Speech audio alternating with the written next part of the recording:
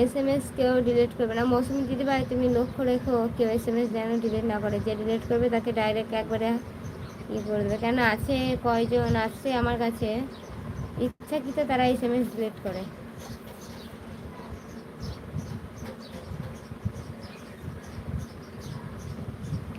আমার এক্স আমাকে ছেড়ে চলে গিয়েছে, তাই এখন আমি প্রচুর দুঃখে আছি।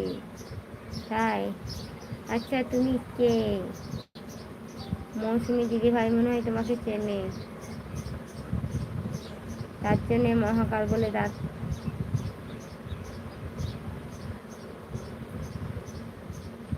আমি পাহারা দেব কি?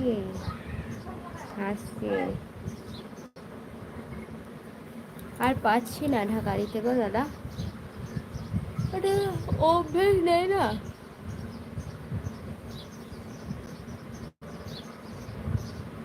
মানুষ অভ্যাসের দাস, সোজা করে রাখতে হবে তো।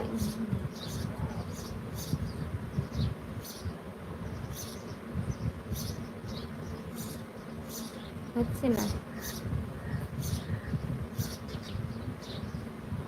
বেশ পরে অন্য দিয়ে করবো।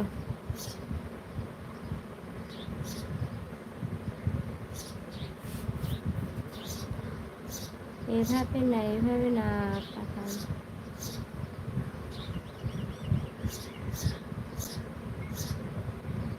কি আপনার বাপের বাড়ি কোথায়? Murshidabad. My father home is Murshidabad. আপু এইভাবে ঠিক আছে, ঠিক আছে।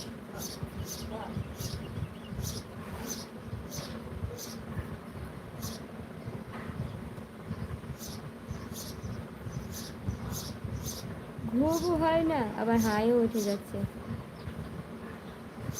ঢাকা চালানো যাবে না, পারবো না, উড়ুমুড়ি করবে গো দাদা, অভ্যাস নেই না। এই তো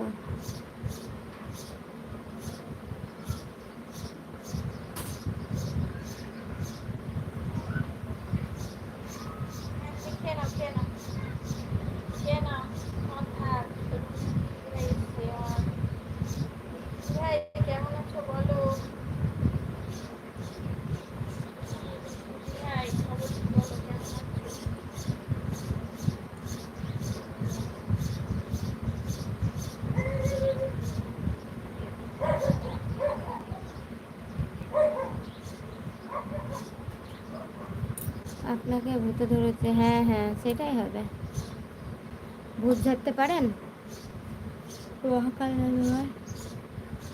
আবার কি রকম কথা। আপু ঠিক আছে, আমি চলে যাচ্ছি, আর কোনোদিন আসবো না তোমার লাইভে। ঠিক আছে দাদা ভাই, ভালো থাকবেন, সুস্থ থাকবেন। এ আবার কি রকম কথা? হ্যাঁ হ্যাঁ, বুঝেই পেয়েছে।